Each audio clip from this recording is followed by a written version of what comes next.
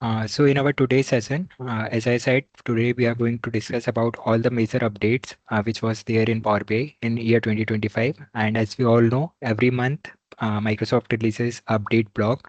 And nowadays, like for the past year, they have also started releasing the update for Microsoft Fabric separately.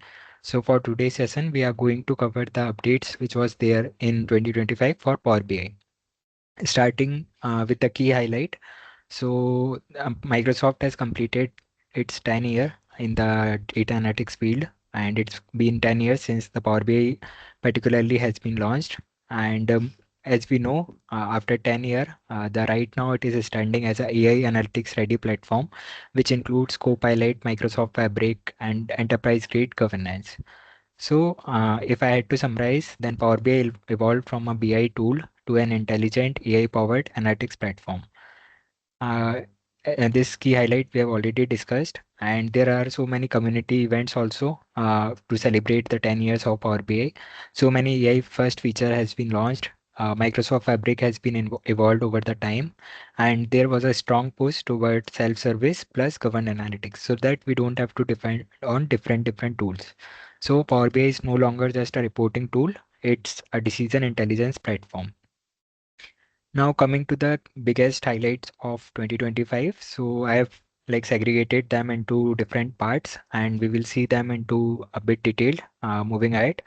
So talking about Copilot, so now Copilot is present everywhere and Microsoft went all in on Copilot this year. If you have gone through the Microsoft channels or Microsoft pages, or even through the blogs, then almost in each month blog you will find something related to Copilot.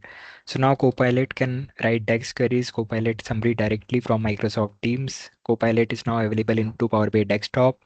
And then we have a standalone Copilot, which is Ask Anything, Copilot in Power BI apps, Copilot to write major description. Next is major semantic model and governance enhancement. So as we all know, TMDL view has been introduced. Semantic model version history is present. Semantic model as AI accelerators. A user-defined function has been introduced. PBIR becomes the default report format at the end of the year, and few things has been depreciated.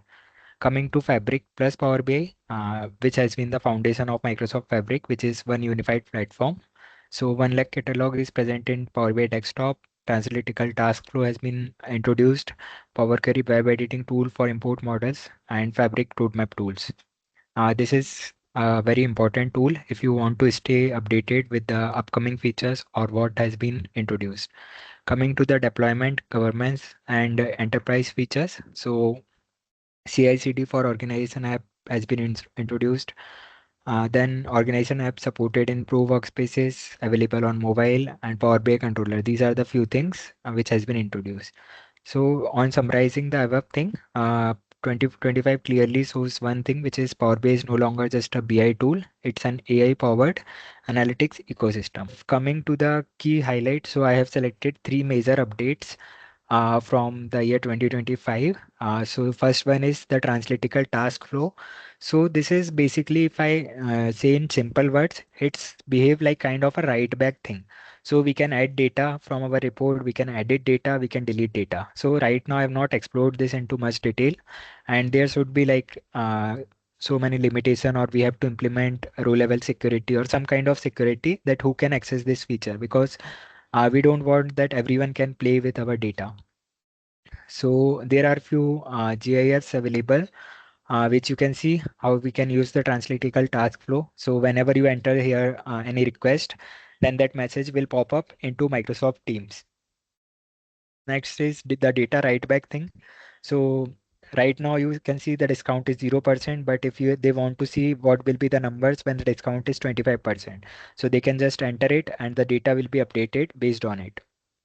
And next is integrating the Azure OpenAI. So you can see here are few influencer available. So you can select anyone from the table and then you can click on generate AI suggestions. So it will, with the help of Azure OpenAI, it will write you the description related to that influencer.